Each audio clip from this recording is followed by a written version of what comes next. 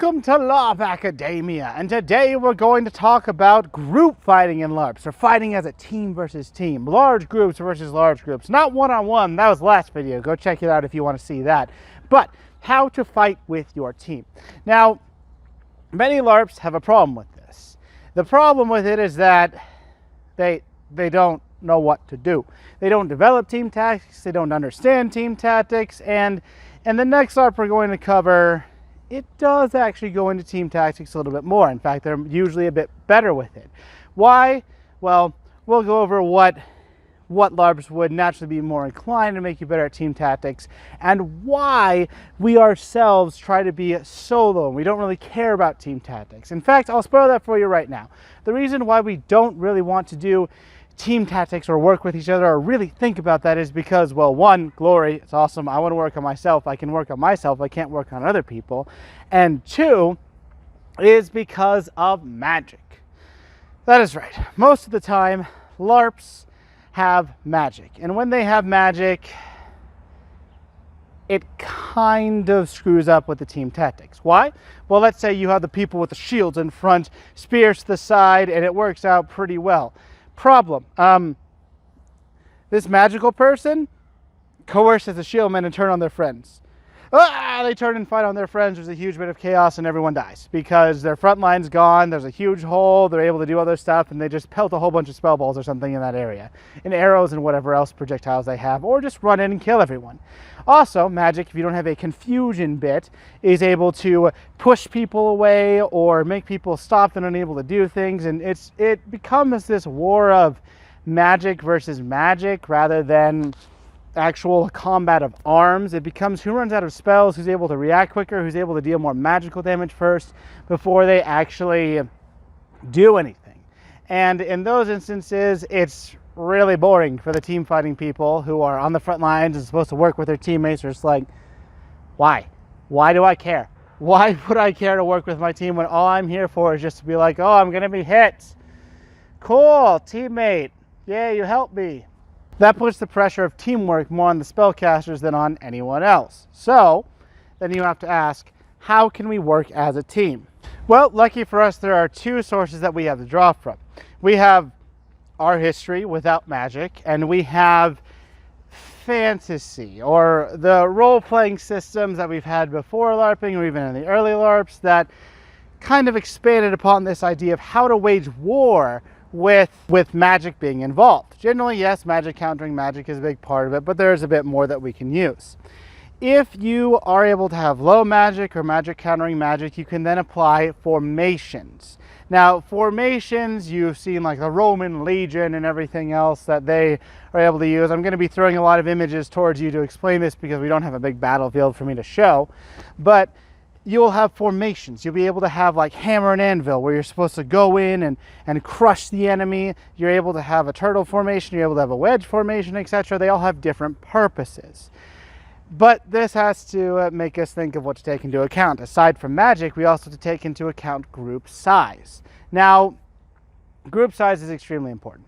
You can have line fights. What line fights are is there's one side fighting and another side fighting, and they're clashing in a line trying to get past each other. And in these line fights, you are able to have different weapon combinations. For example, you'll want shields in front for obvious reasons, as they can block things, and they'll want to have little poles or spears kind of in between so that they can poke at each other. And when the sides actually clash and meet in melee, well, usually there's not a lot of shield bashing in LARPing, but if they clash and they decide that they're going to meet in melee, then you'll generally still want shields. You won't really want Florentines. Florentines on a line are prey. They are prey to poles, they are prey to sticking out their arms when they swing a lot further. They can't swing it and have a shield to protect them or to fall behind. They have another sword, whoop-de-doo. They're protecting that arm as they're getting hit from 3 different areas. Florentine is not really good for line fighting. Instead, you have flanking. So flanking is when you would come from the sides or hitting them in the back. Hitting them in the back and the front is kind of more like a hammer and anvil situation where they can't run. And from the back is obviously the best because they're being disrupted. But why you want to flank is because you close in on them. You slowly close them, cut off their retreat, and then squeeze them to death to where they all die. It's much harder to fight having someone swing at you from 8 different angles than it is for one-on-one. So that is why flanking is extremely important. But that's if you have a larger group or the group sizes are about equal. And if magic is not heavily involved or able to completely destroy the battlefield, like we said with that confusion example. Instead, what normally happens is that you'll either have a smaller group or you'll want to fight in small groups. And just groups of like little 5s, 6s, whatever, 2, 3s, just go around because you're little skirmishers. If you are facing a bigger group as a smaller group, you'll want to involve guerrilla tactics. You'll want to have one straggler be caught with 7 people swinging at them. Why? Well, if 7 people are swinging at this one person, even if that one person's really good, it's likely that 1, they'll die, and 2, you'll be less likely to get wounded. You don't ever want to have this stupid thing where you're that one person just, I'm here, and then another person comes up, oh, I'll fight you one-on-one. That's dumb. You don't want to fight people one-on-one because you're likely to get wounded. It's an even playing field. Why not just kill them? Leave the one-on-one for one-on-one fights, but when you're in a group setting with big battles and with groups, just kill them and don't worry about getting hurt. Just surround them and murder them. You also want to do guerrilla tactics when they're not paying attention. You may want to throw projectiles. You may want to go from a small area when they're surprised, 1, 2, 3 hits and then run away. I mean, try to be in shape for this if you can, but if you pick them off, or even if they start to run after you, then you can lay an ambush and have other people ambush those who come, since the whole group's not going to follow them. You want to do a lot of guerrilla tactics if you're fighting against a bigger force. You don't ever want to fight them one-on-one because that's stupid. You'll just lose. It's terrible. However, if you are in a system when there's a lot of magic, well, now it gets interesting. Or just a LARP that has a lot of smaller groups.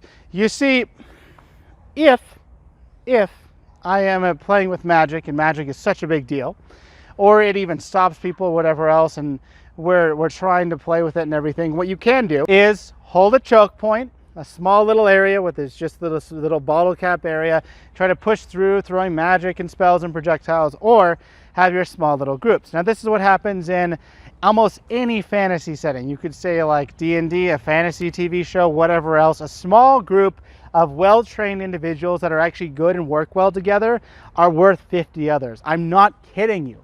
There can literally be a 5-person group that goes and gets 50 kills because they're so well trained together. How this works is they understand how each other works. They've trained with each other. They've reviewed different scenarios and gone over them. If this person gets, let's say, frozen, then they'll be released by this other person. Mentioning Amp-Guard, if you want to check out our Amp-Guard section there. But there's a lot more skirmishy bits. It's a lot more chaotic. And it's very hard to fight in this instance because magic does so much. But how you want to fight as a group in that area is to get with a group of people you know. You get with a group of people who you work well with, who you could eventually, and train to do so if you really care about it, get to the point where you don't have to look at that person. You know what they're doing to your left. You know that they're facing a spearman, and you know that they're going to charge or they're going to defend, and you know how your other allies are going to react because of that. You instinctively know this. And because you instinctively know this, you're able to react that you need to. If you know that this person's going to charge, then you can threaten this other person, go, and then try to help them as you go and deal with that. And another person on your teammate will go and fill that gap and then try to attack that other person who tries to follow you and they're back and they die. And then you 2-on-1, kill that other person. And you just slowly continue this rolling method of murder and mayhem. And you want to try to always get that concave where you have it like 2 or 3 people are hitting one and they're not able to defend from every area. Just flank with the concave and then you'll be able to do well. So group fighting and group tactics in LARPing is messy. If you are in a game that has no magic and only a few ways to break shields, you can have more line formations and it can be interesting.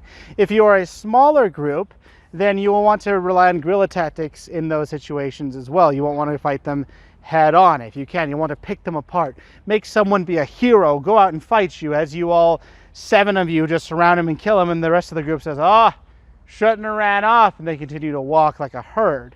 You want to try to do that. Pick them off one by one. Make it so that you are not harmed in the process. And if there is magic, it's going to be a chaotic scramble where you need to find a good group of people or try to hold a little choke point. Try to make sure that they don't go through and swarm to your area. Try to make it so that you are able to have some people that you depend on in order to make your game as effective and surprising as you can, because really a good group can do so much in LARP, and I cannot emphasize this enough. So I would love to hear your thoughts on fighting as a group or fighting with groups in LARP. Do you have your own little group that you fight with? Are you extremely effective? Can you be more effective? Does your LARP have magic? I want to know more about it, and then maybe we could talk about more of team tactics and how to fight in the comment section down below. Until next time, don't forget to like, subscribe, and ding that notification bell so that you can stay informed on all things LARP. Until next time, keep LARPing!